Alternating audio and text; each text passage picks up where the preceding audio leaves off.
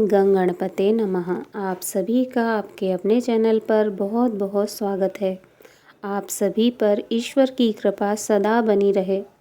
आज इस वीडियो में हम भक्त रैदास अर्थात रविदास जी की कथा सुनेंगे। रैदास जी शूद्र जाति में जन्मे, काशी में चमड़े का कार्य करने वाले गृहस्थ सिद्ध संत थे। देखिए, वैसे तो महापुरुष कभी किसी जाति के नहीं होते, वह समस्त मानव कल्याण के लिए ही आते हैं। इसीलिए कभी किसी महापुरुष को जातियों में नहीं बांटना चाहिए। ये किसी एक जाति के नहीं होते। हम इन्हें जाति में बांधकर इनकी महिमा, इनका महत्व, इनके अस्तित्व को छोटा कर देते हैं। इस पृथ्वी पर मनुष्य रूप में आना हो तो किसी न किसी गर्भ में तो आना ही होता है। भगवान का भी इसी माध्यम से आना होता है। जाति पाति को पूछ ही नहीं कोई, हरि को भजे सो हरि के ही होई।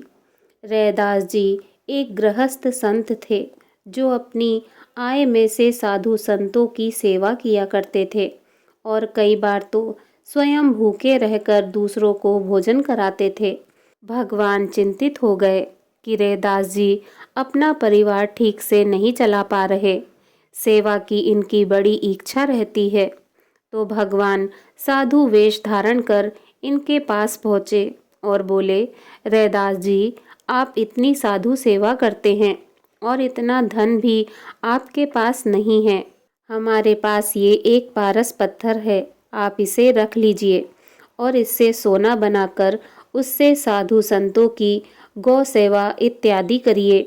और भगवान ने जो उनका चमड़ा काटने वाली लोहे की राम्पी थी उसे पारस पत्थर से छुआकर सोना बनाकर भी दिखा दिया। रैदास जी ने कहा, बाबा, मुझे अभी इसकी आवश्यकता नहीं, जितना हो पाता है मैं अपने द्वारा सेवा कर देता हूँ।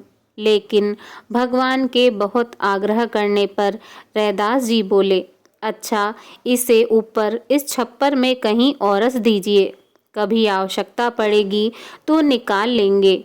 साधु को देख रैदास जी का मन रोमांचित होने लगा। आखिर थे तो वे भगवान। रैदास जी ने भोजन कराया और विदा किया। लेकिन अब रैदास जी का मन नहीं लगता। कौन थे, कहाँ से आए थे? अलौकिक तेज था, वाणी में कितनी मिठास थी। 1 वर्ष बीत गया। भगवान पुनः काशी रैदास जी के यहाँ पधारे और बोले, रैदास जी, मैं वो पारस मणि दे गया था, उसका कोई उपयोग किया या नहीं?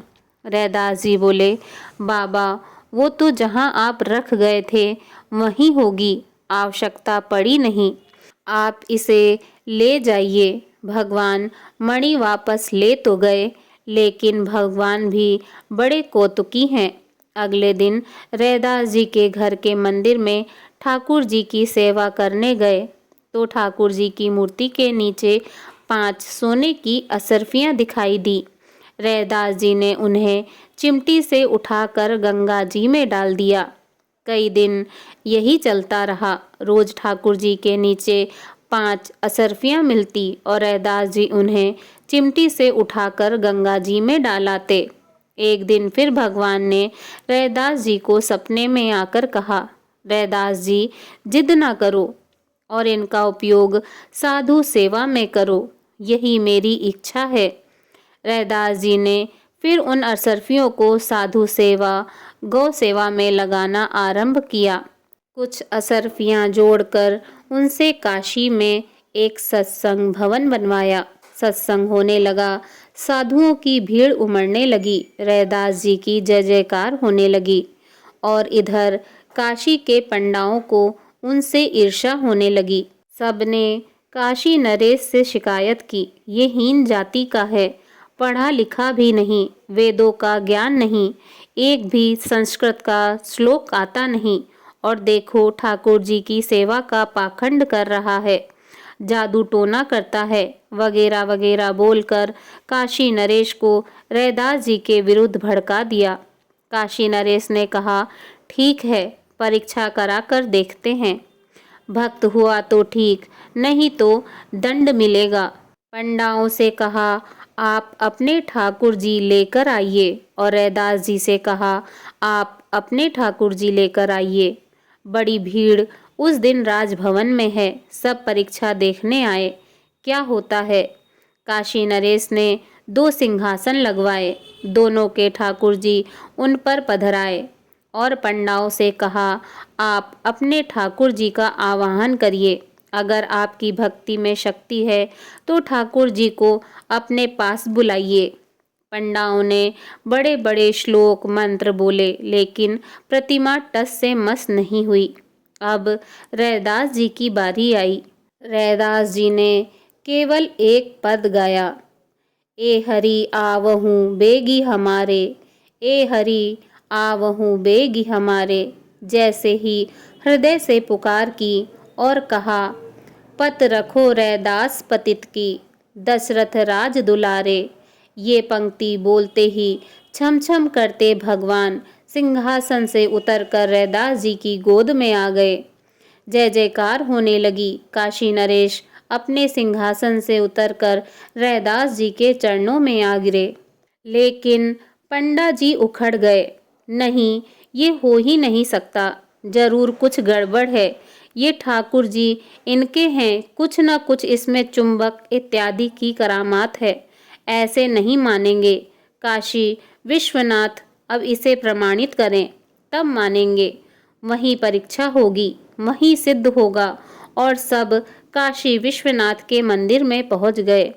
काशी नरेश ने एक फूलों की माला शिवलिंग पर चढ़ाई और बोला, अब बाबा विश्वनाथ जिसके गले में ये माला पहनाएंगे, मान लेंगे उसकी उपासना सच्ची है। और फिर पंडाओं ने रुद्रा अष्टक पढ़ना प्रारंभ किया। घंटों हो गए, माला जस की तस। अब बारी रैदास जी की आई।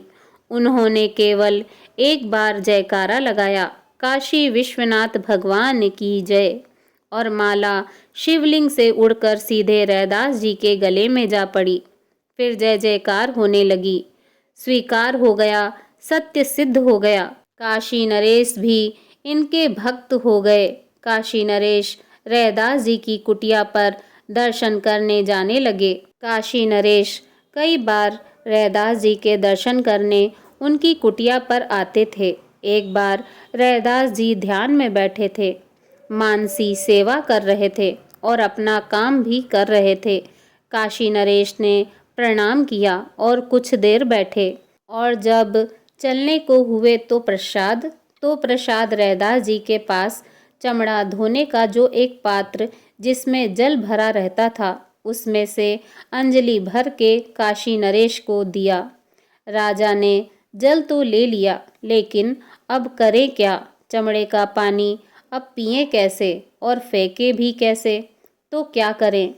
तो राजा ने पीने का नाटक किया और हाथ ऊपर उठाकर अंजलि का जल मुंह में नहीं डाला, सारा जल कोट की बाह में अंदर कर लिया।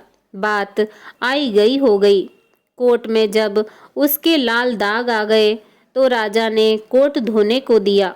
धोबी जब कोट धो रहा था तो दाग जा नहीं रहा था। धोबी ने दाग दांत से खुरचने की कोशिश की तो धोबी को एकदम से भावावेश आया। धोबी तो पागल हो गया, नाचने लगा। काशी नरेश के पास बात पहुंची तो वह समझ गए, भूल हो गई। काशी नरेश फिर रैदास जी की कुटिया पर पहुँचे और कहा, रैदास जी, वो चरणामृत चाहिए ठाकुर जी का। रैदास जी ने कहा, राजा साहब, अब तो ये चमड़े का पानी है, चरणामृत तो ये उसी समय था जब मैंने आपको दिया था। अब तो ये चमड़े का पानी है केवल। आपने सुना होगा गोरखनाथ जी की सिद्धि का। बड़े सिद्ध महापुरुष हुए गोरखनाथ जी। गोरखनाथ जी भगवान शिव जी के अवतार माने जाते थे। एक बार काशी आए रैदास जी के यहाँ, बातचीत हुई, सत्संग हुआ। गोरखनाथ जी बोले, रैदास जी, बड़ी प्यास लगी है। रैदास जी का जो था खप्पर चमड़े के पानी वाला, उन्होंने उसमें से जल भरा और इनके कमंडल में डाल दिया। अब गोरखनाथ जी मन में विचार करने लगे, कैसा व्यक्ति है, चमड़े का पानी पीने को दे रहा है, इसकी बुद्धि में तो पत्थर पड़े हैं। उठकर चले गए वहाँ से। कबीरदास जी के यहाँ पहुँचे। गोरखनाथ जी से बातचीत हुई। कबीरदास जी ने पूछा, गोरखनाथ जी, इस कमंडल में ये लाल लाल क्या भर रखा है? गोरखनाथ जी बोले, रैदास जी से पानी पीने को मांगा था, पर उसमें इतनी भी बुद्धि नहीं, क्या देना चाहिए क्या नहीं देना। साफ जल की जगह ये चमड़े का पानी इसमें भर दिया। कबीर जी की लड़की कमाली वहीं बैठी थी। उस समय छोटी थी। उसने भोलेपन में खेल खेल में वो कमंडल उठाकर सारा जल पी लिया। ये चले गए, बात आई गई हो गई। कुछ वर्ष के बाद कमाली का विवाह हो गया और पति के साथ ये मुल्तान पहुंच गई। उस समय भारत अखंड था। ये मुल्तान में रहने लगी। गोरखनाथ जी का एक बार मुल्तान जाना हुआ। इनके योग की बड़ी ख्याति प्रसिद्ध थी। पूरा मुल्तान इनके स्वागत में उमड़ा। सबका आग्रह, यहाँ हमारे यहाँ रहिए, हमारे यहाँ भोजन करिए। लेकिन इनकी एक शर्त थी, जो भी मेरे इस कमंडल को भर देगा, मैं उसी के यहाँ रुकूंगा और उसी के घर भोजन ग्रहण करूंगा। बड़े बड़े धनपति इनके कमंडल को भर नहीं पाए। ये समाचार कमाली के पास पहुंचा। महिलाओं में चर्चा हो रही थी कि कोई ऐसे बाबा आए हैं जिनका कमंडल कोई नहीं भर पा रहा है। तो कमाली ने अपने पति को कहा, आप बुलाइए महात्मा जी को अपने घर, हम भरेंगे उनका कमंडल। पति बोला, पागल हो गई है, पूरा मुल्तान मिलकर भी उनका कमंडल नहीं भर पाया, तू कहाँ से भर देगी? लेकिन बार बार कहा तो पति मान गया। कुछ प्रभु की लीला रही होगी। कमाली के पति बाबा गोरखनाथ जी के पास पहुँचे और बोले, महाराज, मेरी पत्नी की बड़ी इच्छा है आपके दर्शन की। वो तो आ नहीं सकती, आप घर चलिए, वो आपका कमंडल भी भर देगी। गोरखनाथ जी पहुंच गए द्वार पर और बोले, पहले कमंडल भरो, तब अंदर प्रवेश करूंगा, नहीं तो यहीं से वापस लौट जाऊंगा। कमाली अंदर गई और एक चम्मच में चावल भरकर लाई और गोरखनाथ जी के कमंडल में पलट दिए। एक चम्मच चावल से गोरखनाथ जी का कमंडल लबालब भर गया। गोरखनाथ जी ने पूछा, बेटी तुम कौन हो? तो इसने बताया, मैं कमाली हूँ, कबीर जी की बेटी हूँ। तो गोरखनाथ जी ने कहा, कमाली, ये बताओ कि ये कमाल तुमने कहाँ से सीखा? कमाली बोली, मैंने कहीं से नहीं सीखा। ये जो उस दिन मैंने आपके कमंडल का पानी पिया था ना, ये उसी का ही कमाल है। गोरखनाथ जी फिर वहाँ एक क्षण भी नहीं रुके। योग मार्ग से सीधे काशी आए और सीधे रैदास जी के यहाँ गए। रैदास जी उस समय जूते बना रहे थे बैठे बैठे। गोरखदास जी रैदास जी को प्रणाम करना भी भूल गए और सीधा उनका खप्पर उठाया और मुंह लगाकर वो चमड़े का पानी पीने लगे।